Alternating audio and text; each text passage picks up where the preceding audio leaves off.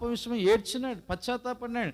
పాపాత్మ స్త్రీ ఏడ్చుకుంటూ వచ్చి ఆమె యేసుప్రభు పాదాలను కన్నీటితోటి కడిగి, ఎందుకంట తన పాపాల విషయమై ఏడ్చుకుంటూ వచ్చింది. అలాగే ఏడవాలి, పాపాల విషయం ఏడవాలి.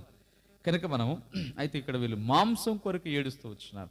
అలాగే దేవుణ్ణి నిర్లక్ష్య పెట్టారు. అంటే ఒక మాట చెప్పారంటే ఇక్కడ యెహోవా ఎక్కువ, మాంసం ఎక్కువ, అంటే వాళ్ళకి మాంసం ఎక్కువగా ఉంది.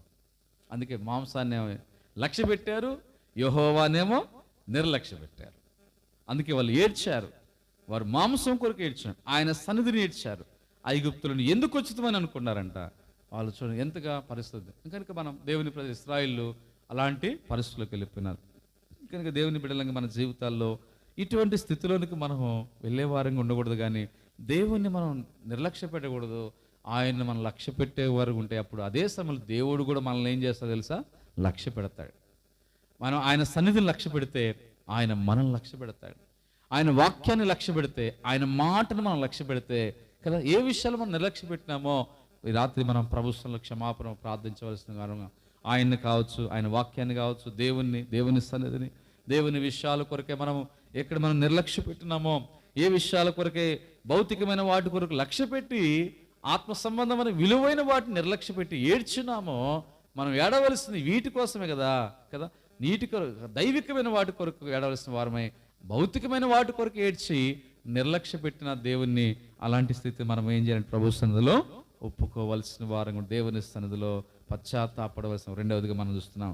మూడవదిగా పరిశుద్ధ గ్రంథంలో దేవుని సన్నిధిలో ఇశ్రాయేలు ఎలాగున్నారు, మనం ఏం చేయాలి రాత్రి ఒప్పుకోలు ప్రార్థనకు. మూడవ సంగతి మనం చూస్తే ద్వితీయోపదేశకాండం చూడండి. ద్వితీయోపదేశకాండం 6వ అధ్యాయం 25వ వచనం. ద్వితీయోపదేశకాండం 6వ అధ్యాయం 25వ వచనం.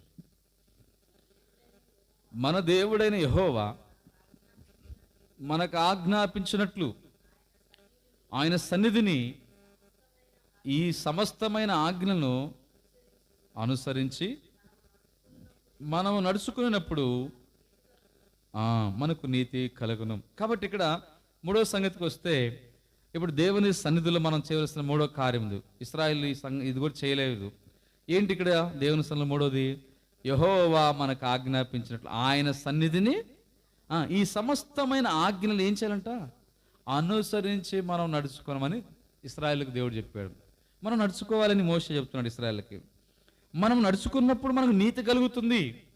కాబట్టి ఇక్కడ అయితే మరి ఇలాగ ఈ సమస్తమైన ఆజ్ఞలను అనుసరించి నడుచుకున్నారా అంటే, కొన్ని సందర్భాల్లో కొంతవరకు నడిచి ఉంటారు, కొన్ని ఆజ్ఞలను పాటించుంటారు. వాస్తవానికి సమస్త ఆజ్ఞలను ఇశ్రాయేలు పాటించాల. ఇశ్రాయేలు సమస్త ఆజ్ఞలను పాటిస్తే వాళ్ళకి ఆ పరిస్థితి ఎందుకు వస్తుంది కదా, దేవుని ఆజ్ఞలను పాటిస్తే నీతిగా ఉండేవాళ్ళు. అదే సమయంలో ఇశ్రాయేలు ఆజ్ఞలను పాటిస్తే వాళ్ళకి 40 సంవత్సరాల ప్రయాణం పట్టేది కాదు. వాస్తవానికి అది 11 దినాలు 10 దినాలు లేదా మహా అయితే 40 దినాల్లో 11 దినాల్లోనే అది డైరెక్ట్గా మార్గం వెళ్తే కనాన్ దేశానికి.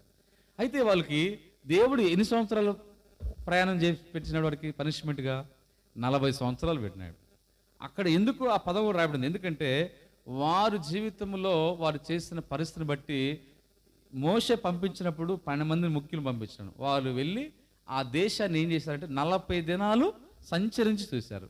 ఆ 40 దినాలు సంచరించి చూసిన దేశమును ఆ లెక్క అలాగా ఇశ్రాయేలు చేసిన తప్పిదాలు అపరాధాలను బట్టి ఏం చేశాడు దేవుడు, 40 సంవత్సరాలు వారికి ప్రయాణం, యాత్రా జీవితం. ఈ 40 సంవత్సరాలు ఏం చేశారు, వారిని చుట్టూ తిప్పుతూ వచ్చాం, అక్కడ చుట్టూ తిరుగుతూ వచ్చాం. వారి యాత్రలు చూస్తూ ఉంటే ఐగుప్తులో బయలుదేరిన తర్వాత స్ట్రైట్గా మార్గాన్ని వెళ్తే 10-11 రోజులు పట్టింది. అయితే దేవుడు వాళ్ళని 40 సంవత్సరాలు వాళ్ళందరూ ఆ టైంలో ఉన్న ఆ జనరేషన్ మొత్తం నశింపజేసి వారిలో ఇద్దరు మాత్రం, యెహోషువ కాలేబు, వీళ్ళిద్దరు ప్రవేశపెట్టడం కొరకు ఏం చేశారంటే ఆ ఉన్న తరమంతా నశించిపోవాలంటే 40 సంవత్సరాలు పట్టింది. అదొక కారణం. ఈ 40 సంవత్సరాల కాలంలో వీళ్ళిద్దరు తప్పక అందరూ నశించిపోయారు. నశించిపోయిన సంతానం చూసారా, వాళ్ళు మాత్రమే కనాన్లో చేరారు. అంటే నశించిపోయిన ఇశ్రాయేలు యొక్క సంతానము మరియు యెహోషువ కాలేబు వీళ్ళే ఆ కనాన్లో ప్రవేశించారు.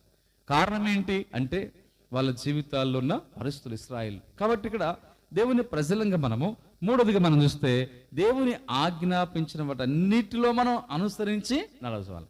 కనుక దేవుని సన్నిధిలో మనం ఏమైతే ఆజ్ఞలు ఉన్నాయో కదా, ఆయన సన్నిధిలో, దేవుని యొక్క సన్నిధిలో, దేవుని వాక్యములో ప్రభు మనకి ఇచ్చిన ఆజ్ఞలు ఉన్నాయి. ఏంటి ఆజ్ఞలు అంటే, వాటిలో కొన్ని ఆజ్ఞలు అని చెప్తారు. కొత్త నిబంధనలు ఏం ఆజ్ఞలు అంటే రెండు మనం చూస్తాం ప్రధానంగా. ఒకటి, నీ దేవుడైన యెహోవాను, దేవుణ్ణి పూర్ణ హృదయంతో, పూర్ణ ఆత్మతో, పూర్ణ బలముతో, పూర్ణ వివేకంతో దేవుణ్ణి ప్రేమించాలి. అంటే బైబిల్ అంతట్లో లేదా కొత్త నిబంధన అంతట్లో ప్రధానమైన ఆజ్ఞ ఇదే. దీనికి మించిన ఆజ్ఞ ఇంకా లేనే లేదు. ఎందుకంటే అది దేవుణ్ణి పూర్ణ హృదయంతో ప్రేమించడం, దేవుణ్ణి మనం పూర్ణ హృదయంతో ప్రేమించడం. ఆ తర్వాత రెండవ చూస్తే నిన్ను వల్ల నీ పొరుగు వారిని ప్రేమించు, ఈ రెండవ ఆజ్ఞ చూస్తాం.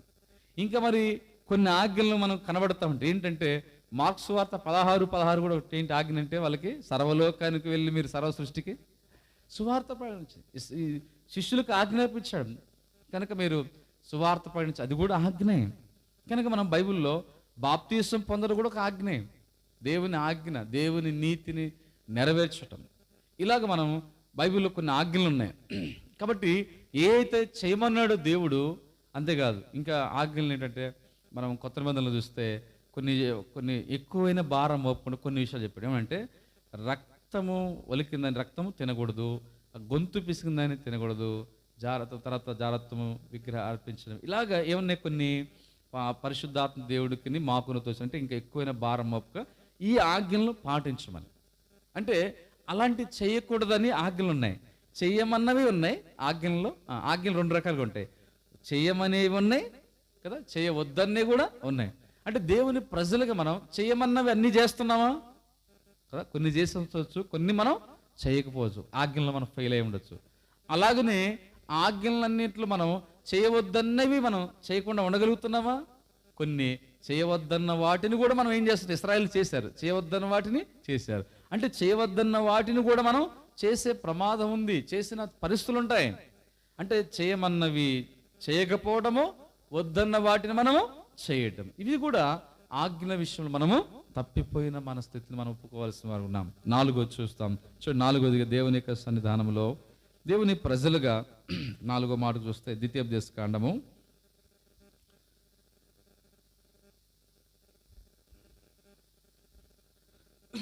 9వ అధ్యాయం చదవండి, 18, 19. ద్వితీయోపదేశకాండం 9వ అధ్యాయం 18, 19 వచనాలు.